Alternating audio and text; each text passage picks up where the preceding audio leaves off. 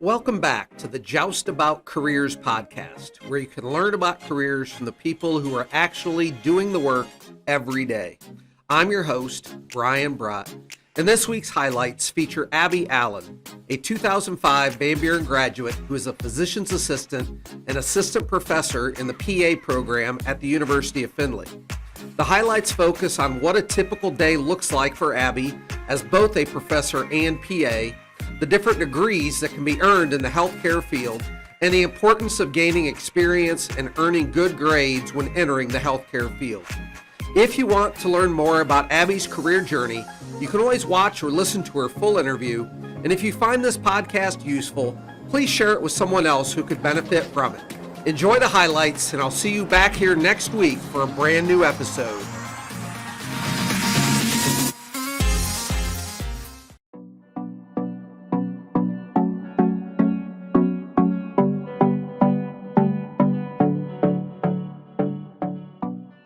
A typical day for me, it really honestly varies from day to day at the university. So we, as far as our classes go, we kind of co-teach everything. So each of us teach to our specialty. So I don't necessarily teach class every day.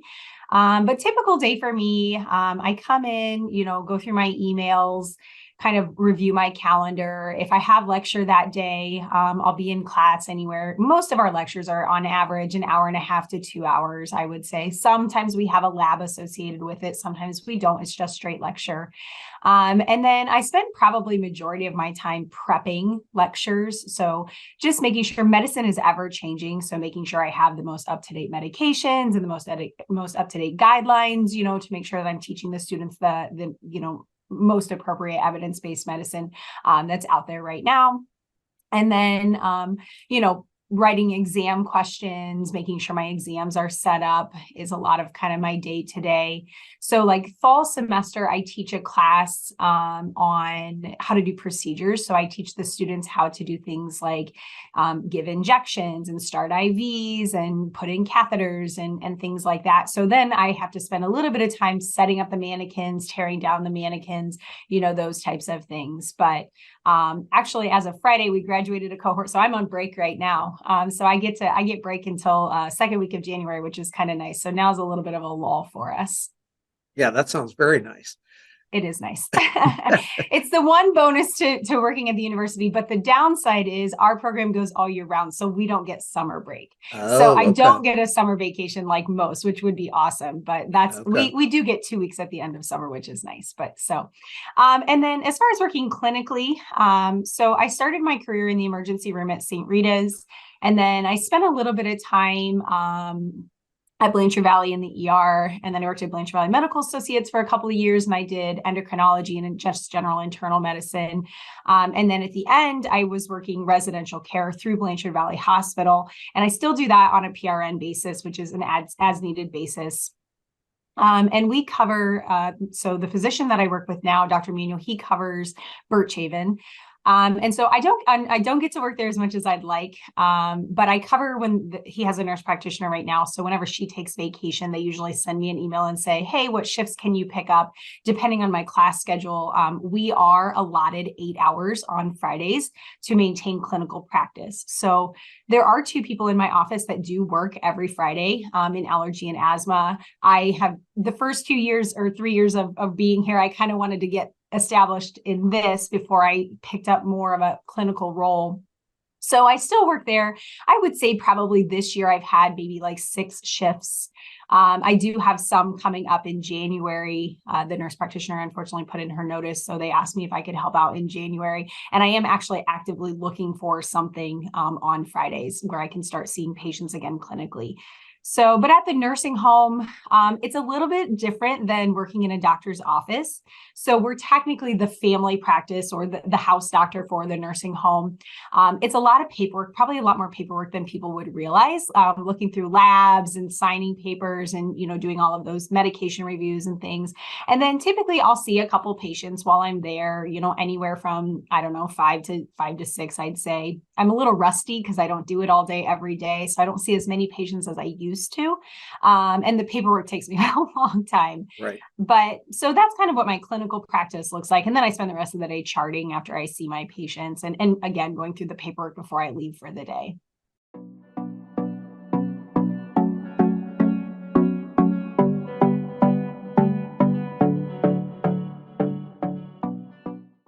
Okay, so to become a PA, you have to have an undergraduate degree.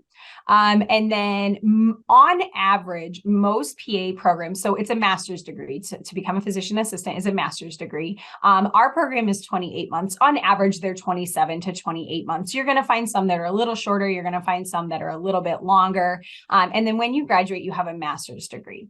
While you're going to PA school, you will do, here we have 8 rotations, 7 core rotations, and then you get to do 1 elective rotation.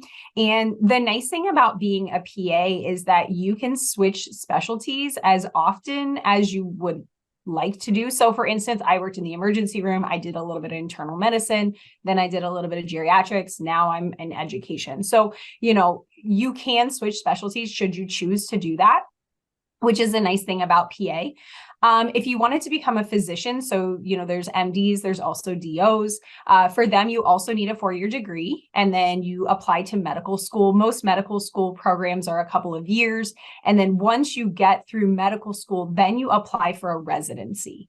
And so the residency is going to kind of funnel you into your area of specialty. So you may do a residency like in surgery or orthopedics or internal medicine or OBGYN or pediatrics. And then once they do that residency, which again is usually a couple of years, a lot of them will go on to do a fellowship, which is where they really become specialized. So let's say, for instance, you want to work in orthopedics, but you specifically want to do knees. So then they would go on to do a residency where they may kind of specialize in knees or foot and ankle or something like that. So medical school, honestly, from start to making it all the way through a fellowship could be anywhere upwards of like 10 to 12 years, depending. And the thing with medical school is once you're in your specialty, unless you wanted to go back and do another fellowship, you're kind of in that specialty. So you don't have that, versatility to be able to jump around like we have that ability.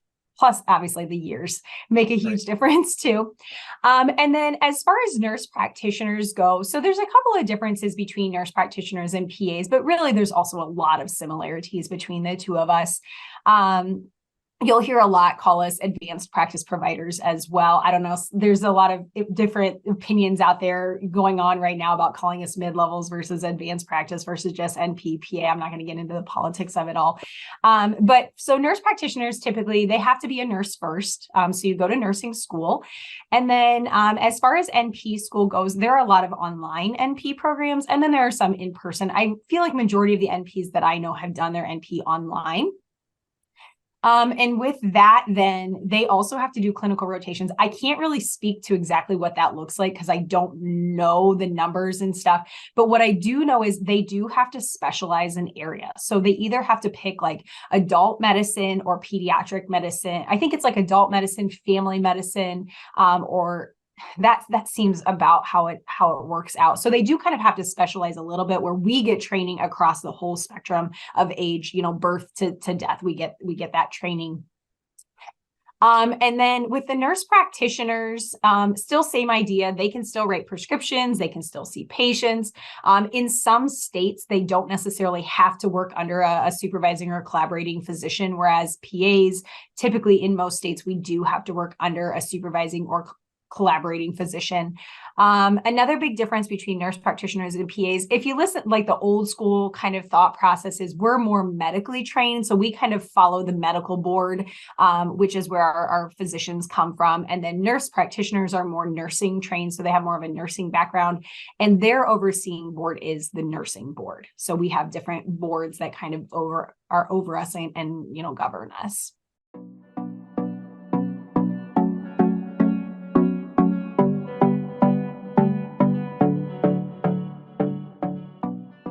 You'd be impressed how often we see applications that maybe they haven't done any shadowing, they haven't really worked clinically. And sometimes I find myself asking, does this person even know what a PA is or what a PA does? Right. Because it's a little, unnerving to know that you're applying and I'm not sure that you really grasp our career and what we do.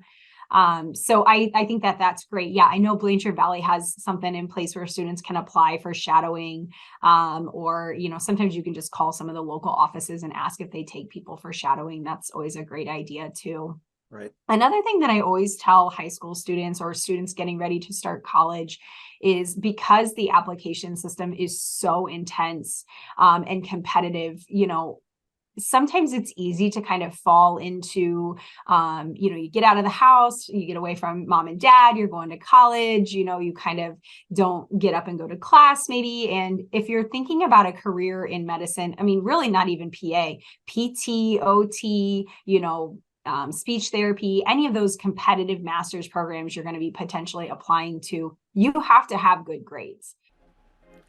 Thank you for making the Joust About Careers podcast part of your day. I hope you learned valuable information from this career story.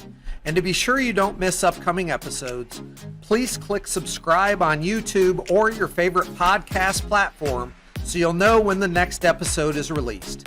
Thank you for spending a portion of your day with me. And as always, come back next week to learn even more just about careers.